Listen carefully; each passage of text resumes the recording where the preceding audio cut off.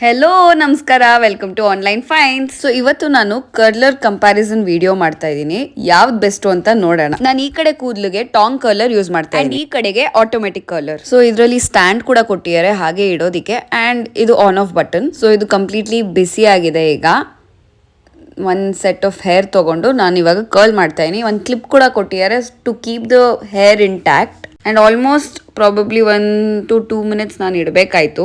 But ನನ್ನ ಕೂದಲು ಸಿಕ್ಕಾಪಟ್ಟೆ ವೆಟ್ಟಿತ್ತು ಇನ್ನು. ಸೊ ಅದಕ್ಕೋಸ್ಕರ ಪ್ರಾಬಬ್ಲಿ ಇದು ಆಗಲಿಲ್ಲ ಆ ಲೆವೆಲ್ಗೆ ಕರ್ಲು. ಸೊ ಮತ್ತೆ ಟ್ರೈ ಮಾಡಿದೆ ನಾನು. ಒಂದು ಸ್ವಲ್ಪ ಹೇರ್ ಡ್ರೈ ಆಗಿರೋ ಹೇರ್ ತೊಗೊಂಡು ಸ್ಟ್ಯಾಂಡ್ ತೊಗೊಂಡು ಮತ್ತೆ ಕರ್ಲ್ ಮಾಡಿ ಮತ್ತೆ 2 minutes ಬಿಟ್ಟೆ. And this time guys it work perfectly.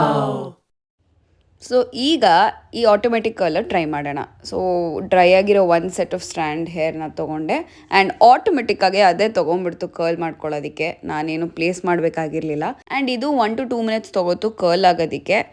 And this is the result. ಸಕ್ಕದಾಗಿದೆ, ಕಂಪ್ಲೀಟ್ ಕರ್ಲ್ ಸಿಕ್ತು. ನಾನು ಯಾವುದೇ ಥರ ಕ್ರೀಮ್ ಆಗಲಿ ಸ್ಪ್ರೇ ಆಗಲಿ ಹಾಕ್ಕೊಂಡಿರಲಿಲ್ಲ. ಇದು ರಾ ಹೇರಲ್ಲೇ ಹಾಗೆ ಬಂದಿರೋದು. ಟಾಂಗ್ ಕರ್ಲಲ್ಲಿ ನಿಮಗೆ ಕರ್ಲ್ಸ್ ಥರ ಸಿಗ್ತಾ ಇದೆ ಆ್ಯಂಡ್ ಆಟೋಮೆಟಿಕ್ ಕರ್ಲರಲ್ಲಿ ಕಂಪ್ಲೀಟ್ ಕರ್ಲ್ ಸಿಗ್ತಾ ಇದೆ.